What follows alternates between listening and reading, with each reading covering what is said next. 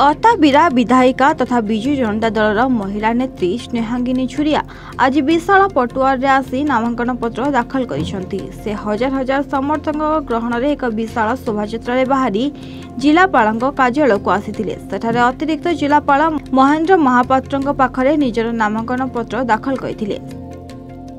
स्नेहांगिनी छुरिया चतुर्थ थर पर नामांकन पत्र दाखल करी चतुर्थ थर अताबिरा विधायक भाव में प्रतिद्वंदिता करुछंती।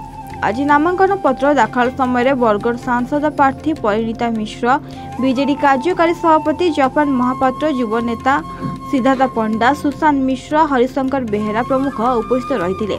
श्रीमती छुरिया कहते अताबिरर विकास धारा जारी रही। साधारण लोकों विश्वास और भरोसा आम उपर अछि। लोकों समर्थन में विकास धारा आहुरी त्वरान्वित हेबो। आज विजु जनता दल अताबिरा निर्वाचन मंडली तरफ माननीय मुख्यमंत्री मते विजु जनता दल प्रार्थी भाव में ठिया कर आज आम आमर नामांकन पत्र हजार हजार समर्थकों गहन में नामांकन पत्र दाखल करुछु। एवं मोर प्रिय मुख्यमंत्री नवीन पट्टनायक मोर दलर सभापति मते टिकेट देकरी ये अंचल के गर्वित करिछन, ए अंचल के सम्मान देइछन। सेतिले तांको मैं कोटि कोटि प्रणाम जणाउछे, धन्यवाद जणाउछे।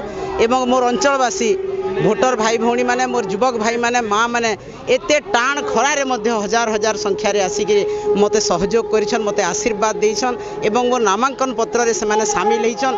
तांको मध्य मोर हृदय सहित कोटि कोटि प्रणाम जणाउछे, कृतज्ञता जणाउछे, धन्यवाद जणाउछे।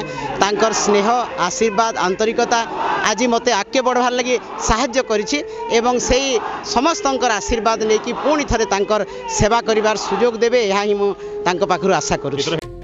Bargarh Vijay Kumar Mishra report, A1 Odisha.